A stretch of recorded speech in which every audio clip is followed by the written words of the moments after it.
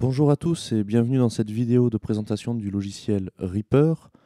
Donc le logiciel Reaper, c'est ce qu'on appelle une station de travail audio numérique, qu'on appelle en anglais DAW, Digital Audio Workstation.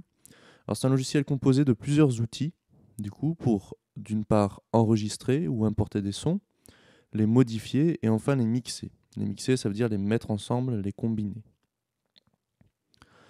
Alors voici le logiciel en lui-même. Donc ce qui est le plus important dans ce logiciel, c'est cette fenêtre centrale ici, en fait, qui présente une représentation du morceau qu'on est en train de créer. Donc vous avez ce qu'on appelle différentes pistes, qui sont ces lignes-là. Donc là, on a 5 lignes différentes, 5 pistes différentes, qui correspondent à une sorte d'instrument virtuel différent à chaque fois. C'est-à-dire que ça va être à chaque fois des choses dont on pourra gérer indépendamment le volume, les effets, etc. Sur chaque piste, on a ce qu'on appelle des clips. Alors un clip, c'est quoi? Un clip, c'est ça, là, par exemple. Donc ça va être en fait un extrait audio qui va être mis dans une sorte de container, comme ceci. Donc on ne peut pas créer de son sans avoir de clip. Donc à chaque fois qu'on va importer un son ou enregistrer un son, en fait, on va créer ce genre de clip. On peut avoir un clip sur une piste, comme on peut en avoir plusieurs dizaines.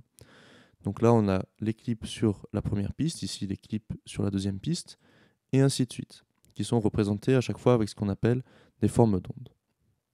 Deuxième chose importante, c'est ce qu'on appelle la fenêtre de transport.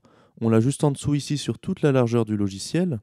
La fenêtre de transport, c'est ce qui va nous permettre de nous repérer dans le temps dans le logiciel.